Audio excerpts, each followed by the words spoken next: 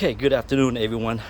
Today I have a 2002 Nissan Frontier V6 3.3 liter supercharged. What I'm having the issue was I have a rough idle when the truck would get to operating temperature. The idle would get rough and then it'll smooth out for a couple seconds and then we'll start over again. So I decided to do some troubleshooting, and what I found was I had a vacuum leak. Uh, the supercharger's got a gasket that goes in between the low intake and the supercharger. So what I did is I sprayed some brake cleaner around the gasket, around the seal there, with the car idling, the truck idling, and the RPM went up when I sprayed. I did like 2-3 times, and each time the RPM would go up. So I know now I have the vacuum leak. So I order a supercharger gasket from Advanced Auto, and I install it. No leak, but still it would idle up and down again.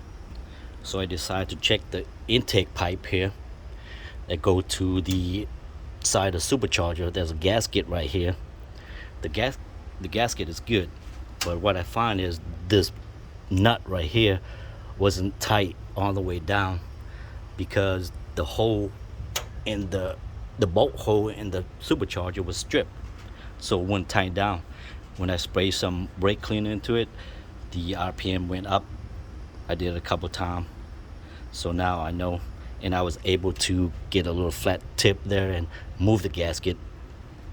So what I did, I went to the nuts and bolt store and got a helicoil, and I put a helicoil in the hole, and then I put the stud back in. Now it's nice and tight, and I tightened the nut down.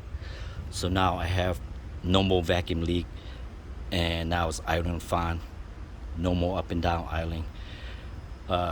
That's one thing you check when your idle is up and down, is to check for vacuum leak. Just spray the brake cleaner into where the gasket made together, or even the vacuum hose, spray it right there. If the RPM changes, that means you have a vacuum leak there. Also, what I found was my PCV valve right here was bad. When I took it out, it was bad. It wouldn't. You can blow it into one end, but you're not supposed to blow it through it at the other end. On the old one, I can do both, and then I look inside, and it's bad, and it doesn't rattle when I shake it. So I got that new one from O'Reilly, which is cheap. I think it was like $3-4. And another thing I had was also my O2 sensor. I have service engine soon light for O2 sensor, bank 1 sensor 1, which is let me see, that O2 sensor right here, that's bank 1 sensor 1. And I also have bank 1 sensor 2 code. So I decided to change the O2 sensor, the upstream O2 sensor first. When I took the old one out, it was gone. So once I changed it, plug it back in, drove the truck, service engine soon light came on. I still getting the same code. So I looked up on online for the code, and it came across the video. The guy said your ground right here, you see right here, this is the O2 sensor ground, and it ground to the on this one, it ground to the supercharger. But if you don't have a supercharger, you just have intake manifold, it'll ground to the intake manifold.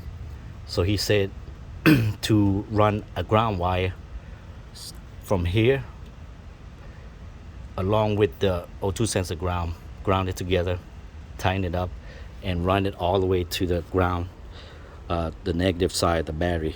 That's the best ground you can get right there. So I did that, and the O2 sensor light doesn't come on, the code doesn't come on.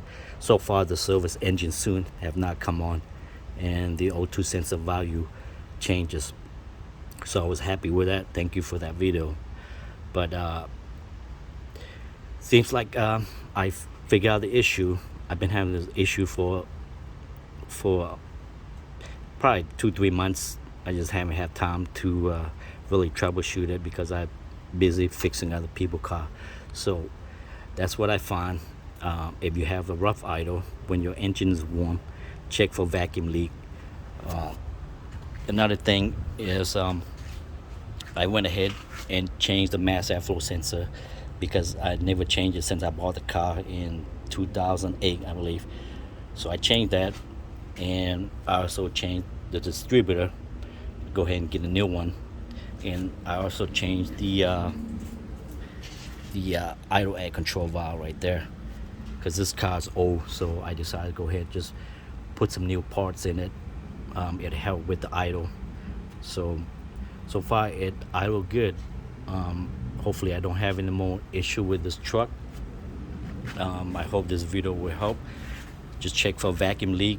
Don't just replace the parts because you think it's bad. Do some troubleshooting. But the reason why I changed all this parts is because I haven't never changed it. So I just went ahead to put the new parts in it, and it will help with the idle and stuff. So yeah, that's what I find, and I hope you guys will solve your rough idle issue. Have a good day.